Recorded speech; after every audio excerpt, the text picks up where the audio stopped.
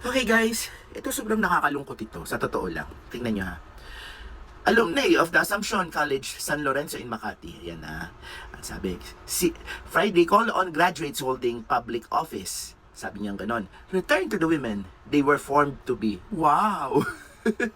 And carry the values they learned in the institution. Sobra naman to. Para bang parinig. Hoy, hindi yan ang tinuro namin sa inyo. Oh, ang tinuro namin sa inyo, eto. Bakit ganyan ginagawa mo? Parang ganyan eh, no? Balik ka dito, balik! Parang may pagkaganon eh. Paalala ko lang po sa inyo, bago na-form yung pagkababae niya, hindi lang po yan na-form sa school ninyo. Bago yan na-form dyan, meron po yung tatay at nanay na pinagmula ng kanyang mga core values. Kaya siguro pwede naman siyang mamili kung ano yung babalikan niya, di ba? Feeling ko sa totoo lang ang isang Catholic institution na pinagkakatiwalaan talaga ngayon ng mga tao, halos lahat may tiwala. Alam niyo kung ano? St. Peter! Kasi lahat na nandoon tahimik na. At hindi sila mahilig mangialam sa politika.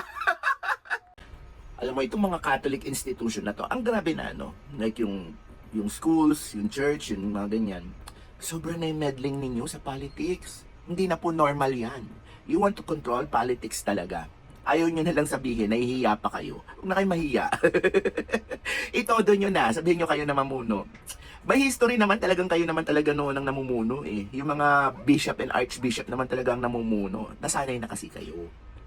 Kailan na lang naman talaga nagkaroon ng natanggal yan, yung sobrang, pero talagang ang influence yung even before time, yung sa mga Spanish, yung sa mga ganun, eh, talagang kayo na. Di ba? Kaya siguro hinahanap-hanap ninyo. Kaya lang kasi, di ba, basic law of the land is the separation of state and church. So, hindi nyo kaya tanggapin ata yan? Nasa Pilipinas kayo, constitution natin yan eh, pero talagang hanggang ngayon eh, hindi nyo pa rin kaya yan. Although, hindi na lang naman kayo, di ba? Kaya nga lang kasi, natural, nagtitake din ng stand yung ibang mga ano ba tawag dyan? Pare-parehas naman kasi kayong Christian, di ba? Yung ibang mga factions, ayan. Like na Iglesia ni Cristo, nagtitake sila ng stand. Pero hindi sila masyadong nangingilam ng kasing katulad sa inyo. Yung sa inyo kasi full of dramas, etc. etc. Yung sa kanila hindi. May mga tagapagsalita lang sila. I-compare nyo. Makikita nyo naman ang difference eh. Tsaka hindi sila ganun ka-sensitive.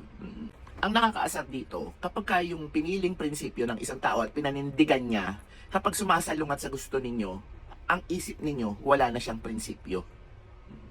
Tapos gusto nyo ibalik sa institution, ibig sabihin, ibalik sa kagustuhan nyo. Parang ganun eh, di ba? Ang hirap naman, asan ang women empowerment? Asan na yung asan na yung freedom of choice? Asan na yung mga ganun? Bakit parang kayo yung dapat na institution na nagfa-facilitate ng mga yan, ng mga core value na yan, pero parang ayaw ninyo kasi ang gusto ninyo, kayo lang yung masusunod, hello. Damaso, ikaw ba yan? Una sa kabilang parlor naman yan si Lauren eh. So ano kinakasama ng loob nyo? Eh ano magagawa kung hindi siya na-satisfied? Pinagbigyan naman niya yung kabilang parlor, di ba? Oh. Eh hindi nga siya satisfied sa ginagawa ng mga yon. There are reasons kung bakit siya umalis doon. Oo, pero hindi minamarikoryo nyo ng ganyan. Oo. Asa na yung free will na binigay ni Lord? Parang tinatanggal nyo na. 'Di ba? Wow!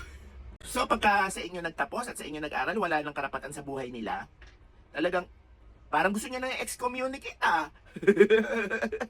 Grabe naman. Eto sige, sabihin na natin, she's a member of the Catholic Church at saka member ng school ninyo. Pero, still, she's a mother. Just like, Mary stand up for Jesus Christ. She's standing up for her son. At saka yung kanyang principles, at saka yung mga disgustos niya doon sa kabilang parlor, na hindi niya talaga, nasatisfy yung craving niya doon.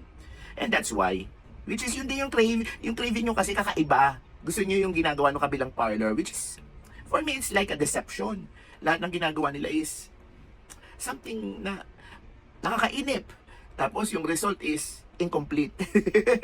Gets nyo? Oh.